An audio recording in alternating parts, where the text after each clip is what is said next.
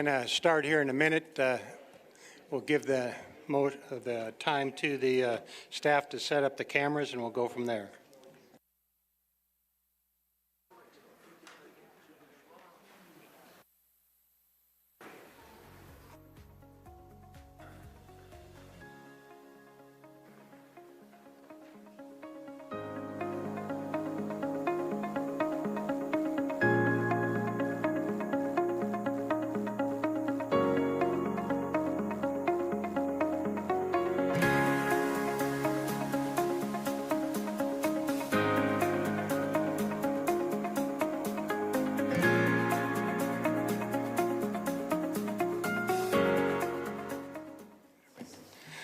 Well, good evening, ladies and gentlemen, and welcome to the regular meeting of the Irving City Council for May 29, 2025. It's a pleasure to have each and every one of you with us this evening.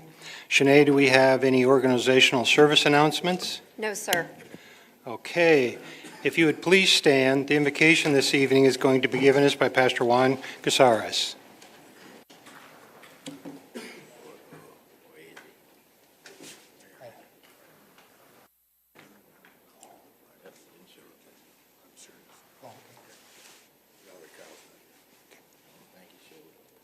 He was here at one point. I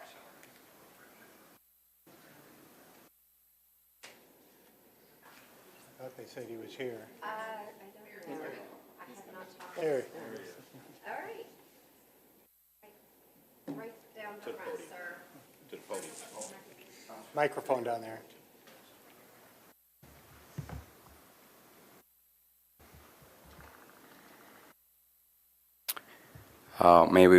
May we bow our heads and pray. Dear God and Heavenly Father, you who art in heaven, hallowed be your name. Today we thank you for your love and goodness. Thank you for the strength, health, and opportunity you give us to be here today with the desire to serve this community with truth and justice. First, we pray for the families of our city.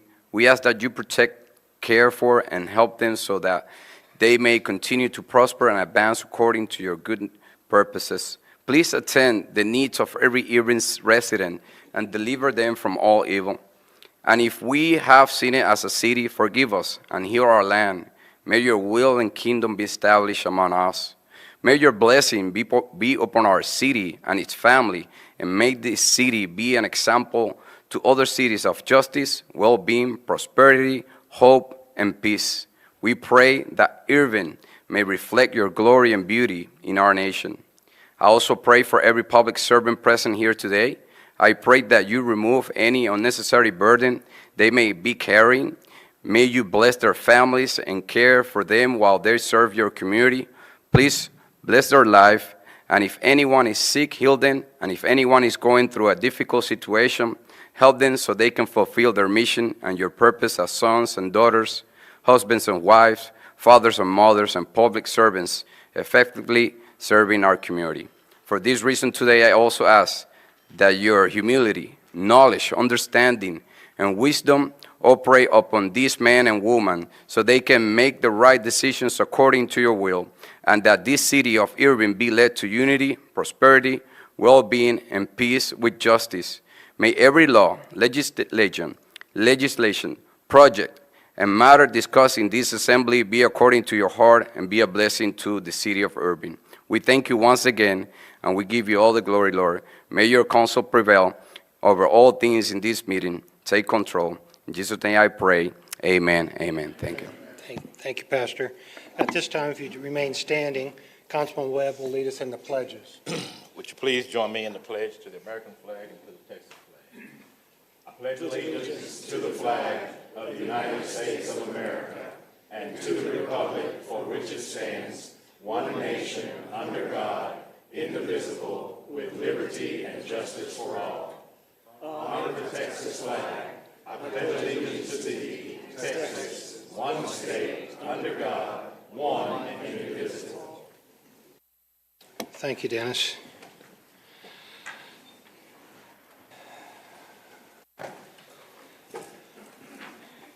The next item on the agenda is public comments. Shanae, do we have residents that would like to speak? Yes, sir, we do. Public comments provides the opportunity to our citizens to address the council on items that are not listed on the regular agenda. The council will listen, but they will not respond as they are restricted from deliberation by the Texas Open Meetings Act. While the mayor and council may not respond, you are welcome to contact them directly. Their phone numbers and emails are listed on the website, and a meeting can be requested. If your comments require a response, the follow-up will be handled by the communications team. Each speaker will be limited to 3 minutes. I will let you know when 1 minute is left. Please state your name and address prior to your comments. A professional presentation is requested. Any handouts you wish to provide to the council members should be given to the police officers on either side of the chamber. Please do not approach the dais. Our first speaker is Brian Burns, followed by Sandra A. Cornell. Mr. Burns?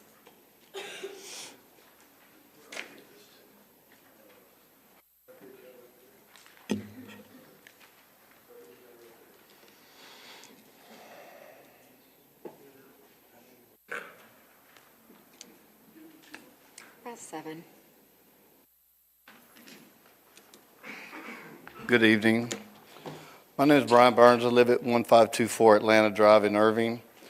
My neighboring house just sold, and we were looking forward to a new family moving in since all of our other homes are 4-bedroom plus, pretty good-sized homes. At the end of February, I met a gentleman named Javier. He was working on the house and getting it ready to move in. I was excited to see that we were having a family move into us, but he didn't want to talk to me very much. He was not very friendly. All I was doing is trying to be a neighbor. After the house was completed, it all made sense. There were 5 different cars parked in the street. Now parking's an issue in our neighborhood. All the different states, all different nationalities. Javier was nowhere to be found. Find out that he lives in Plano, and he owns a company that does nothing but short-term rentals. I knew there was something different, so I found out it was called a pad split with multiple rooms totaling 6. That means 6 different people from 6 different areas that do not know each other, all living in the same home for periods of either 1 day, 1 week, or a month. The safety in this residential neighborhood is compromised. All of our families with children and elderly people walk our neighborhood, seeing people sitting on their cars drinking beer. We never know who's in the house. I was told the city council was the one that approved notifying without notifying us that they were going to be allowing this in Irving. But how would you like one next to your house? Would you enjoy that? The underlying point with short-term rentals operating in the neighborhood zone for single family is that commercial operations, just like a hotel, they pay state-mandated hotel tax. If there's commercial operations in our neighborhoods, what's next? Can I open a body shop or a child care center or some other type of operation in my home and just let people move in? Short-term rentals are a business, period. Many of the STR owners are driven by the almighty dollar, 30 to 40% more income.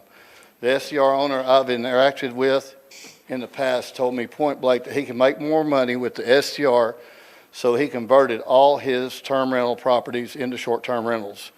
The STR next to my property had completely destroyed my sense of security, quality, and neighborhood stability. That's all I had. Mr. Burns? Thank you. Thank you so much for coming in. Shane? Mr. Burns? Mr. Burns, what I'd like to do is I'd like to get you connected with our code enforcement director. His name is Shane Diller. He's right in the back there, Shane. Okay. If you have a few minutes, if you'd like to connect with him, we want to make sure we can get more information and continue with follow-up with you. Okay, that'd be great. You bet. Thank you. Thank you so much. Sandra Cornell, followed by Jefferson Braga. Good evening, and I hate to say all gentlemen on the city council, but that's how it is. And I can't say ladies and gentlemen, because you don't count. Okay. I'm here as Brian's neighbor, and I'm one of the elderly that walk in the neighborhood, and I just want to affirm to you that we probably had the most ideal neighborhood in all of Irving. Ma'am, could you please ensure that the microphone's Yeah, right in front of you? thanks. Thank you. Okay. When my husband and I moved to Irving in August of 1967, we bought a house on the corner of North Regina Court and Pamela for $19,000. It was in walking distance of Brandenburg, Travis Junior High School, and MacArthur.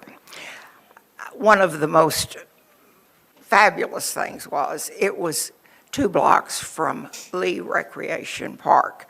We had come from Palestine, and they didn't have a recreation park.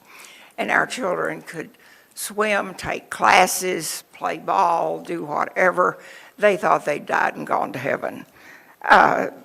Then, when we were expecting our 4th child, we had to have a larger house. So we bought one in the same neighborhood, 1342 Carriage Drive, and across 183 from the hospital, which we used for a few emergencies.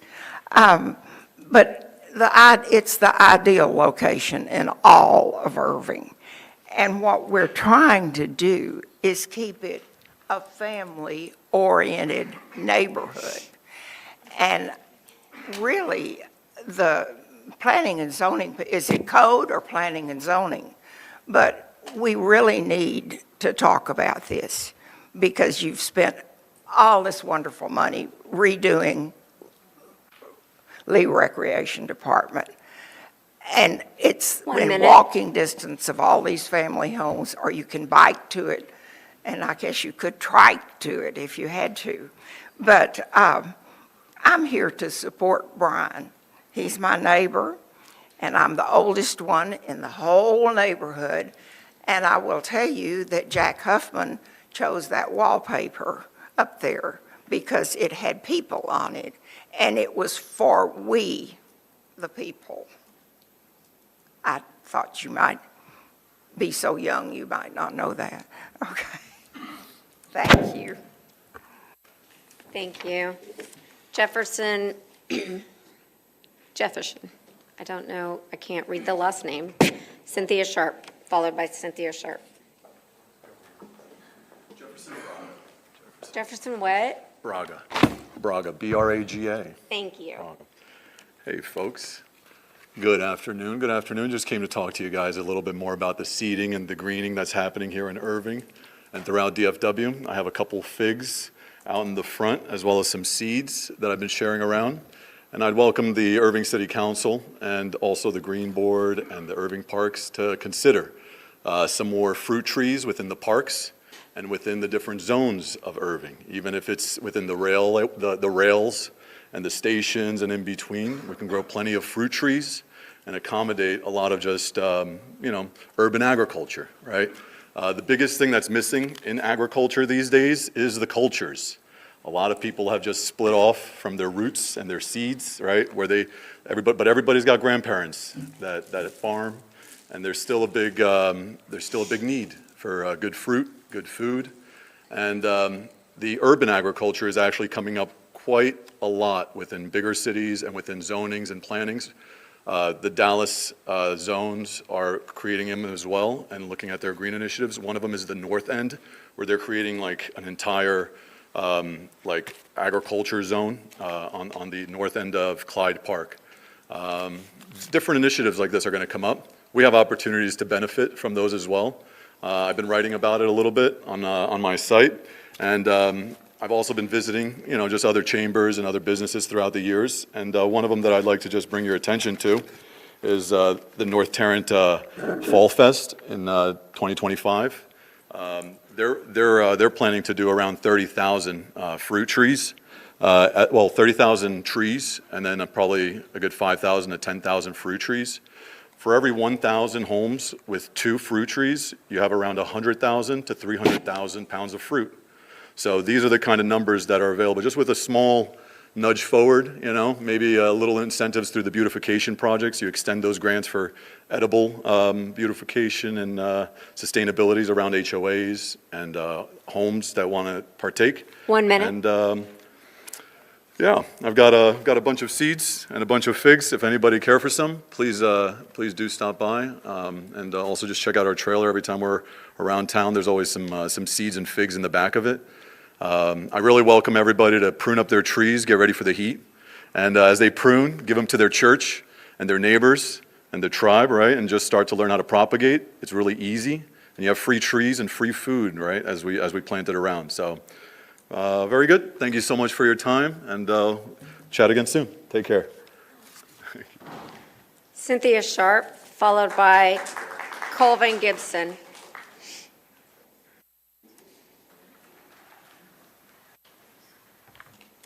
I have documents.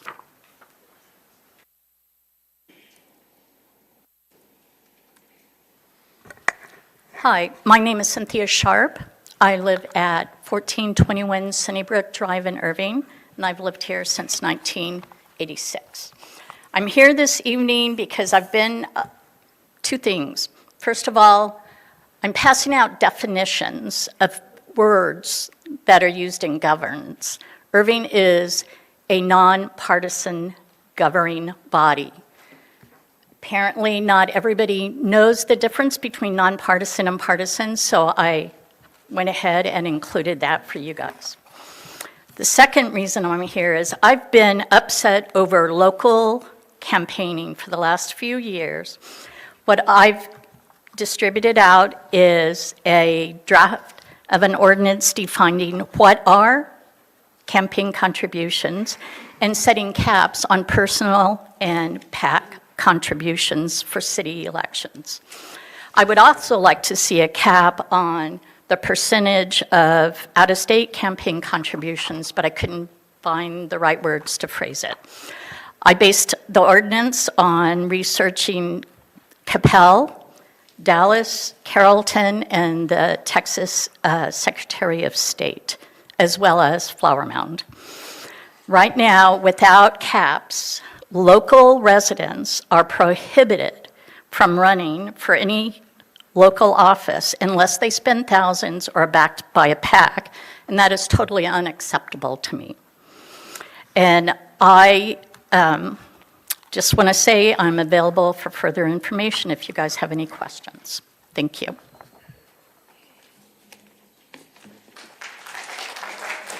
Colvin Gibson.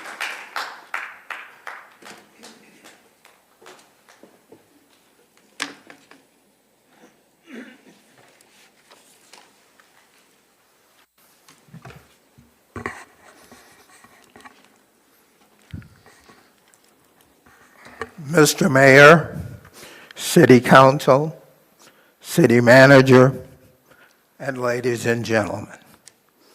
My name is Colvin Gibson, and my wife and I have resided at 2110 Texas Ash Drive in Hackberry Creek in a gated, controlled access community.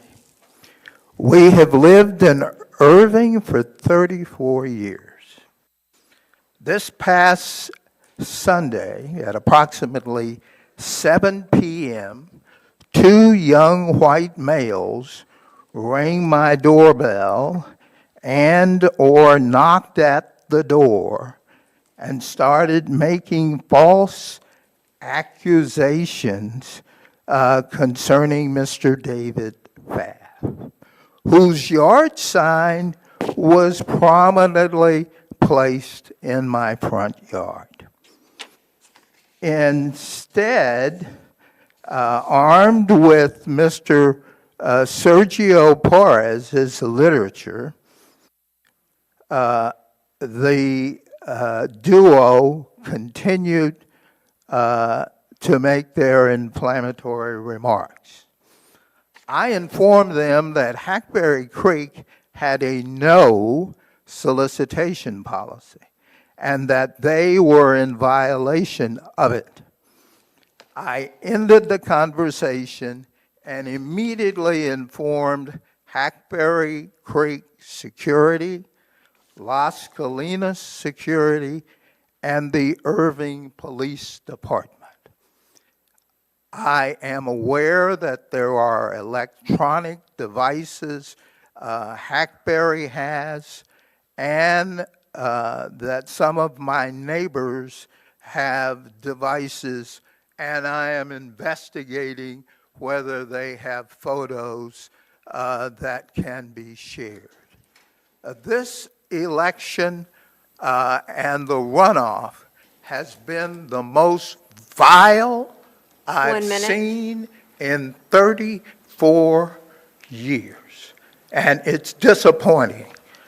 I will read as many as I can of the Code of Fair Campaign Practices, which I got off of the city's website, and this particular one was signed by Mr. Porras.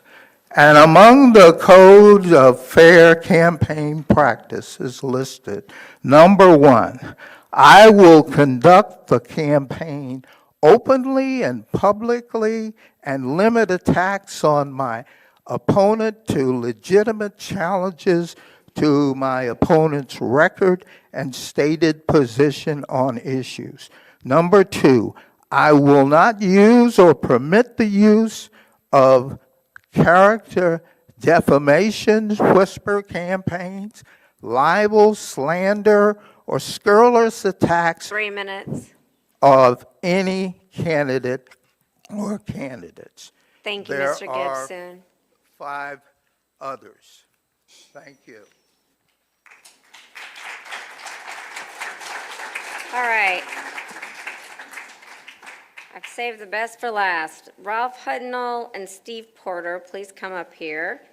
We're going to give y'all together 5 minutes to do your presentation. I'll tell you when 1 minute is left. Sure. My name is Ralph Hudnall. I reside at 1632 Drexel Drive, Irving, Texas, 750617919. And my partner in crime, I reside at 1425 Broadmoor Lane, Irving, 75061. Mayor, council members, city staff. We're here tonight to honor a gentleman here I have a great respect for. Al, could you come down here for just a moment, please, sir? Yeah, that Al. Don't get short with me, okay? Just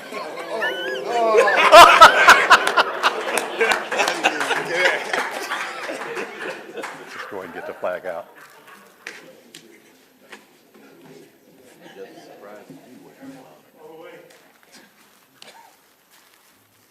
Let's pull this out. Do you want to know? He said that. There you go, right. How you doing, sir? For your, Got it. we held this up. In recognition of your service to this great country, Steve Porter's Army Navy, and myself wish to donate this flag to you as a sign of gratitude and thankfulness for the job you have done for this city and for this great country of America. Welcome home, brother.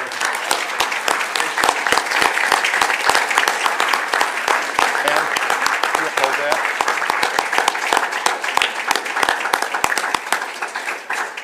And in addition to that, something special came into the shop. Porter's Army Navy down on Irving Boulevard. This is the honoring our veterans of the Vietnam War. And this is for you, sir. Don't use it on me, okay? We have a special forces saying we don't stab you in the back, we stab you right in your chest. Anyway, thank you, everybody. Thank you.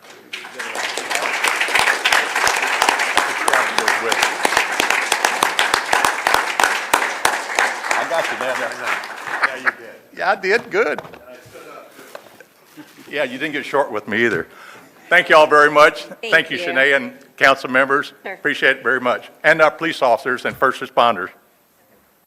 Thank you. Thank you, Mayor. That concludes citizen comment. Okay. I believe we have no operations update. Okay. Mr. Mayor, I'd like to raise several points of order. Mr. Stouffer, I respectfully raise several points of order regarding the 3 addenda items submitted by council members on Monday, May 26, 2025, Memorial Day, for inclusion on tonight's agenda. It's my estimation these items are procedurally improper for the following reasons. Number 1, untimely submission under our Rules of Procedure 5.1.b. The rules require that agenda requests be submitted no later than 4:30 on the Thursday 7 days prior to the meeting. For this meeting, that deadline was Thursday, May 22nd. These addenda items were submitted on Monday, May 26, and are therefore untimely as mandatory items. May 26.2, filing on a legal holiday. May 26 was a federal, state, and city holiday. City offices were closed and no official business could be conducted. Submissions made on a holiday are not valid under standard administrative practice and should not be considered officially received. 3, potential violation of the Texas Open Meetings Act. So the Texas Open Meetings Act requires that agenda items be posted at least 72 hours in advance. Given the late submission and the holiday, there's a risk these agenda items were not posted in compliance with this requirement. 4, improper use of the addenda process. While the rules allow for late items to be posted as addenda, this is not automatic and they're non-mandatory. The language in our rules says if they're submitted 7 days ahead of time, they shall be submitted. If they're less than that, they may be. While the rules do allow for these late items, these items are not clarifications or continuations of existing agenda items like addenda normally would be. They are entirely new items. The addenda process that we selected was not intended to circumvent the standard submission deadline for new business. 5, public reliance on Friday postings. The public and council members rely on Friday postings of the agenda to review and prepare for meetings. These addenda items were not included in that posting, depriving both the public and this body of adequate notice and preparation time. This undermines transparency and the integrity of our deliberative process. 6, violation of fair notice and deliberative process under Robert's Rules of Order. Under Robert's Rules, which supplement our procedures, all members must be given reasonable notice and opportunity to prepare. Submitting items on a holiday deprives both council members and the public of fair notice and undermines the deliberative process. And these are all weighty and important issues. The merits of these need to be considered in full transparency. So I'm not speaking to the merits of any of these items, but on one of the resolutions, I didn't even receive the wording until late last night when I was at a function. So effectively, I got it this morning. And then during our prior work session, I received this packet late in the day. That is not enough time or transparency for me, let alone the public. And again, I think that the merits of these should be carefully considered at the right time. But for these reasons, I respectfully make my points of order that the 3 addenda items submitted on May 26, 2025 be struck from the agenda as procedurally improper and that they be tabled indefinitely. Thank you.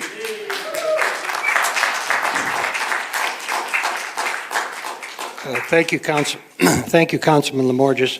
Under Section 4.3 of our Rules of Procedure, a point of order may be raised and must be ruled on immediately. There is no debate on a point of order.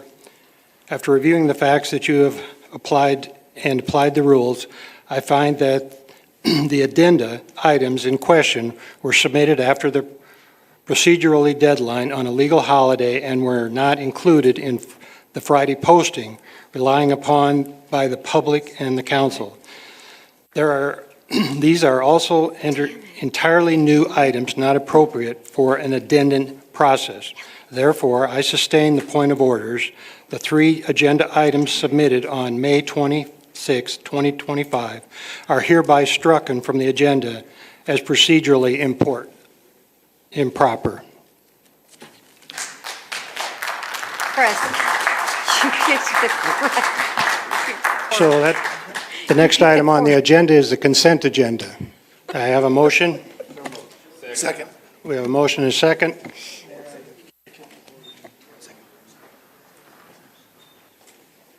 Our screens are dead. We gotta move that. What hands? We have a motion and a second. Give us a minute, please. I'm sorry. We got to fix this over here. Yes, that's what I just said. We can do a hand. We can do a hand if we need to. I would rather get it Okay, electronically. all those in favor, please raise your hand. On the consent agenda. It passes unanimously. Next is our zoning cases and companion items. At this time, if you wish to speak on any of the zoning items this evening, if you would please stand and be sworn in by our City Secretary, Shanae Jennings. Do you solemnly swear, please stand, I'm sorry. If you're going to speak on a zoning case, do you solemnly swear or affirm, as raise your right hand, that y'all's statements which you will make tonight to the City Council of the City of Irving will be the truth and nothing but the truth? Thank you. You may be seated. Item number 31 is ordinance 2024447 CUP, considering a conditional use permit to allow an event center within 500 feet of a residential lot and parking variances at 2700 North O'Connor Road, Suite 124. Is the applicant with us this evening?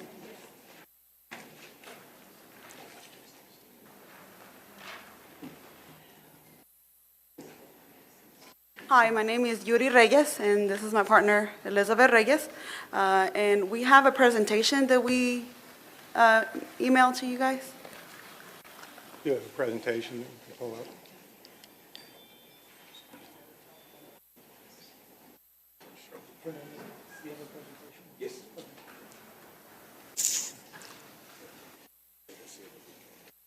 I see it on my screen, okay.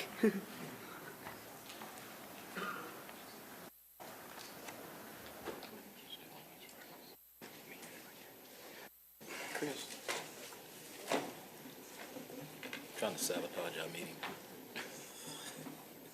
I'm done with you.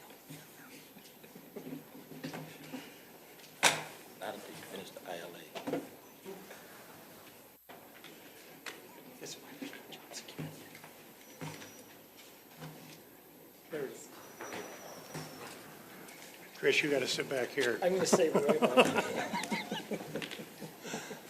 Okay. Thank you for waiting. Thank you. Again, my name is Yuri Reyes. My address is at 1745 Cattle Drive, and I'm here to speak on the case 2024-447 for the CUP. The request for approval on a cut permit for an event center that's close to a residential area. We want to take the time to thank you, City Council members, for your time tonight and for allowing because we had it last month, but then there were some issues too, so we're here tonight.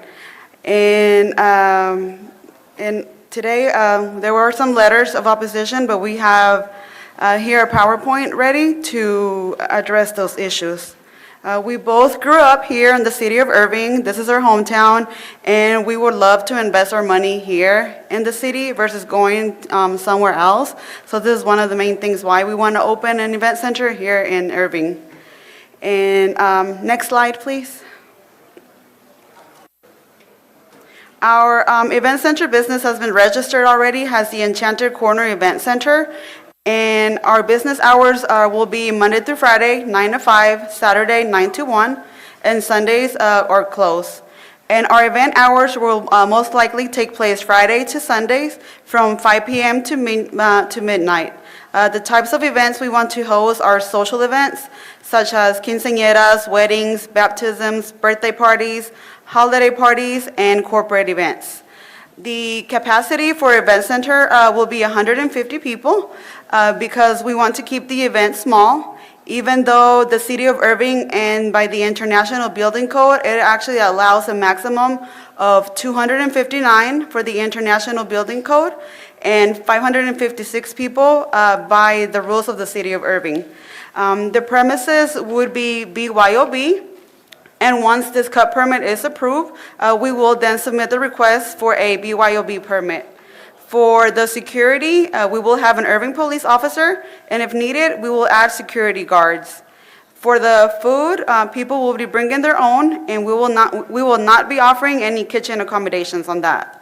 Another thing, we did check with the City of Irving Police, and there are no documentations for any calls for service or complaints from previous for Unit 124. Ma'am, there's a keyboard down there.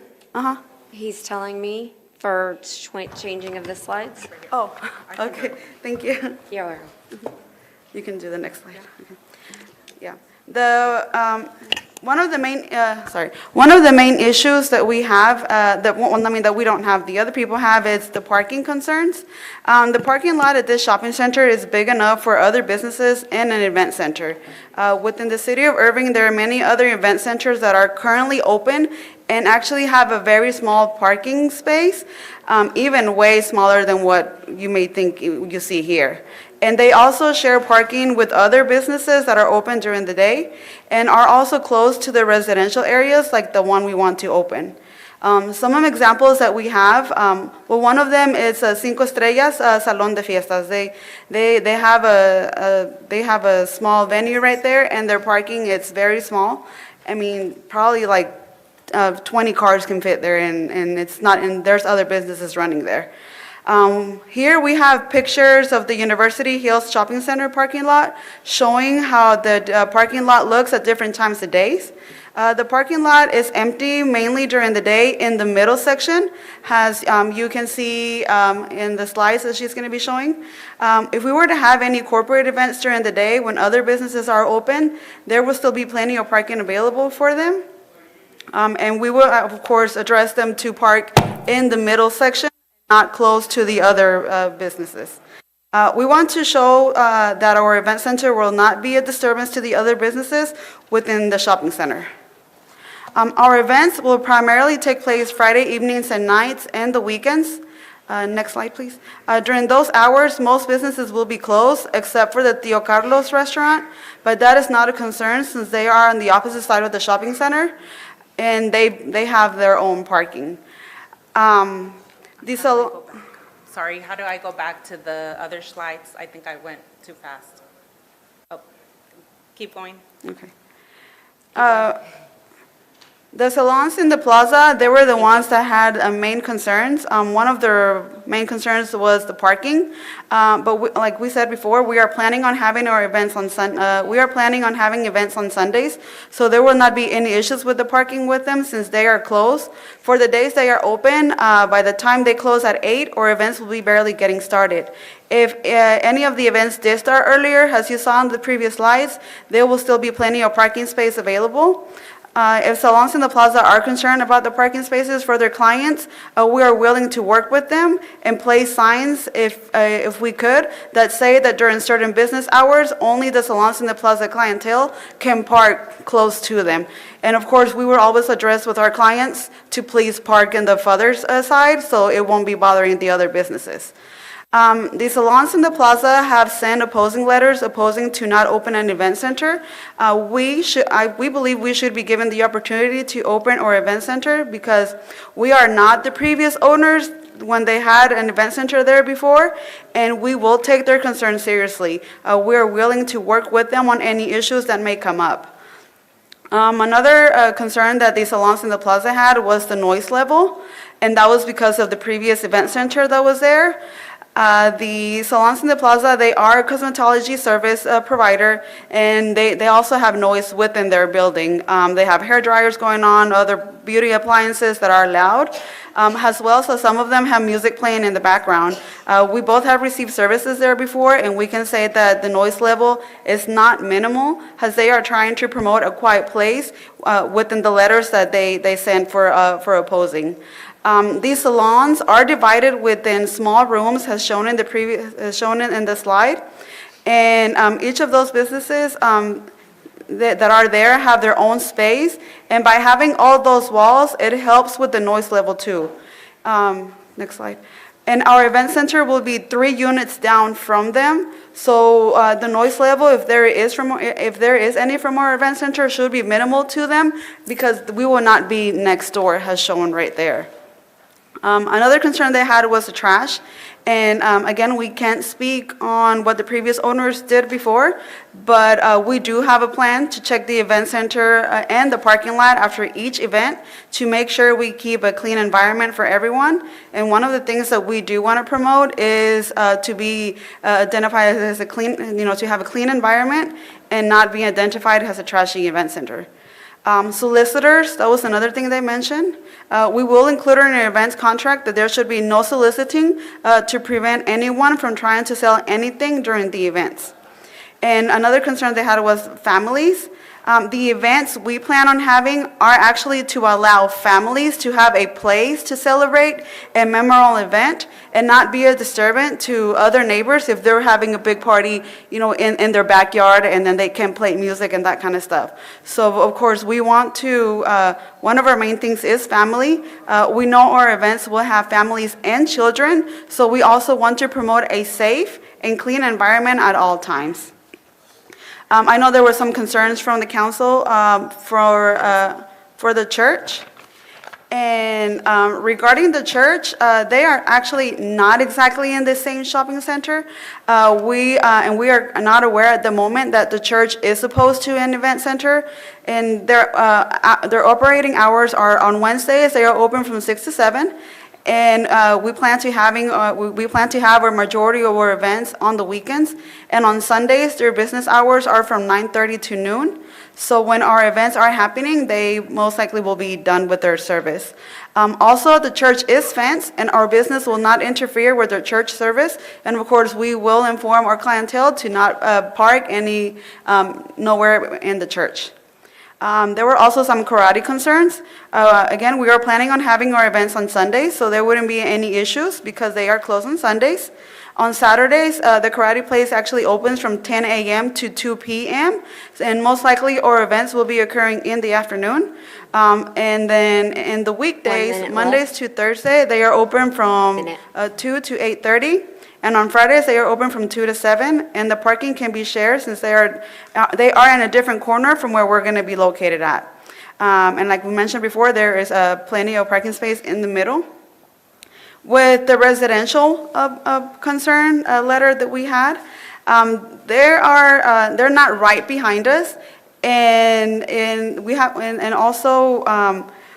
The guests, they will not be blocking their driveway or anything because it would be too far for them to actually walk and park, go to our event center and then walk to that residential street. So the parking would not be an issue on the residential.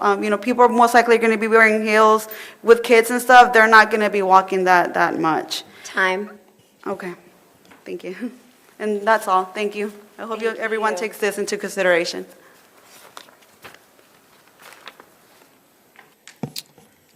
Sinead, do we have any others wishing to speak? No, sir. Okay, I'll return it to the council. Any questions the council have of the applicant? Dennis, did you want to? No, I don't have any questions. I guess I'll make a motion, but first let me say, unfortunately, there's just a lot of things stacked against you on this request. There's a recommendation of denial from the Planning and Zoning Commission. There's a recommendation of denial from the staff, based on the direct adjacency to the single family and multifamily residential uses and the requested parking variance. There's been 23 responses in opposition to this request. And usually when you get that type of response in opposition, and sometimes things don't work out as the way we planned. And I appreciate, you're giving us that overview of all the precautions that you want to take into consideration, but sometimes the things don't work out like that. And then we start getting complaints from people that there is too much, parking, some people can't park, and unfortunately, for those reasons, I can't really support this request, so I'll be making a motion for denial based on the P&Z's recommendation. Second. We have a motion and a second. Would you please vote?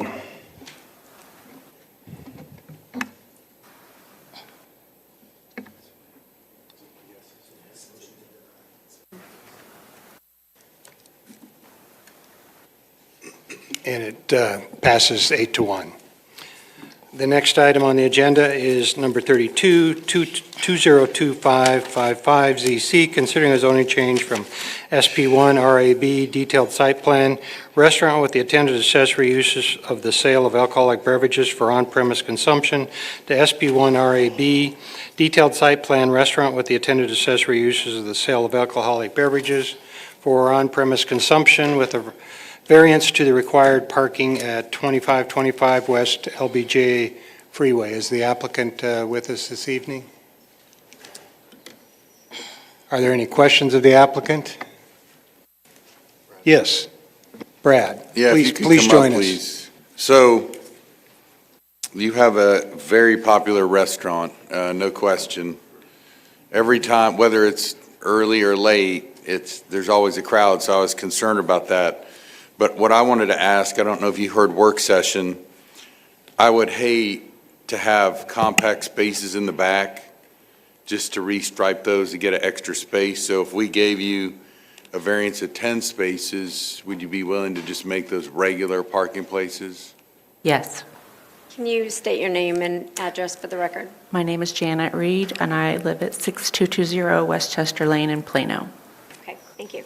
Well, that would be my proposed motion, that we make that edit, that they not be compact spaces, but that we give a proposed variance of 10 spaces. Second. We have a motion and a second. Would you please vote?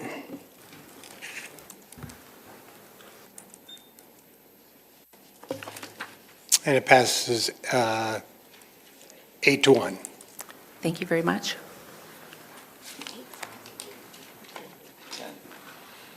The next item is number 20, is ordinance number 2025-95ZC, considering a zoning change from R7.5, single-family residential 7.5 to SP2, R2.5, generalized site plan, four-family residential 2.5 with a variance to the minimum lot width at 1018 East Union Bower Road. Good evening, Jose Hernandez, 1018 East Union Bower Road. Good evening. Veronica Hernandez, 1018 East Union Bower Road. Are there any questions of the applicant? I have no questions for the applicant, but I'll just be willing to go ahead and make a motion for approval. If there's no questions, I'd entertain that motion. Do I have a second? No, I'm sorry. I'm not seconding. I have a comment. Okay, I'm sorry. Go ahead. Yeah, so in this area, there are apartments around there, but there's also single-family homes directly to the east.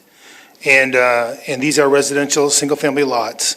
And I believe that for the integrity of that neighborhood, they should remain as single-family lots.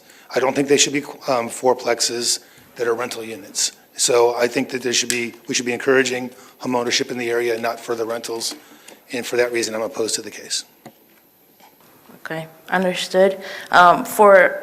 Because it is residential, we did keep it residential looking. So we do have, if you want to turn on the projector, you can see that it is a residential house look because there is residential homes in the area. However, right next door, there is duplexes right across the street, there's apartment complexes. There's multiple different duplexes in that area. So there's a lot of families in that area as well. So this is just to provide additional housing that's clean and a good place for people to live, so. Any other questions, comments? We still need a second. Yeah, that's what I was saying. You're going ahead with your motion? Yes, motion. So now I'd entertain a second. We have a second. We have a motion and a second. Would you please vote? Yes, for passing.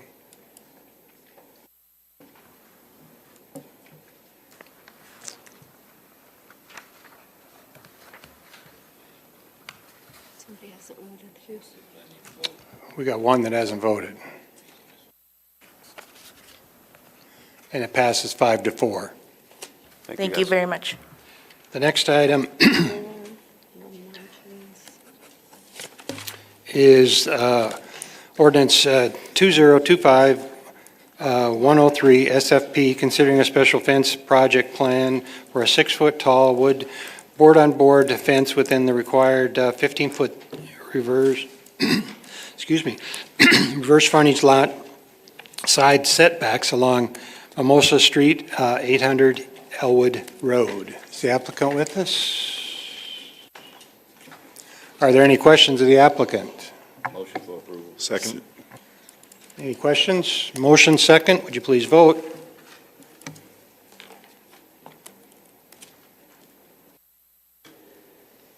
We're short one.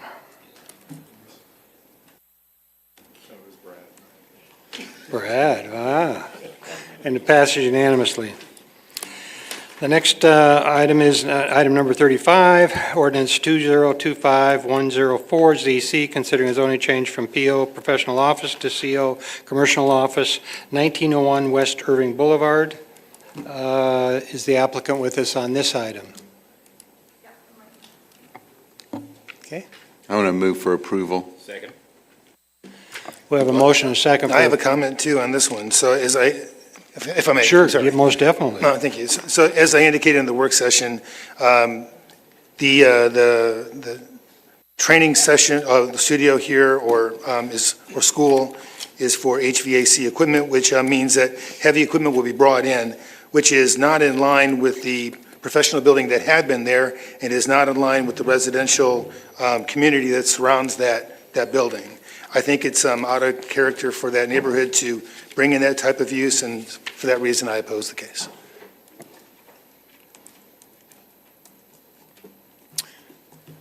So, are there any other discussions?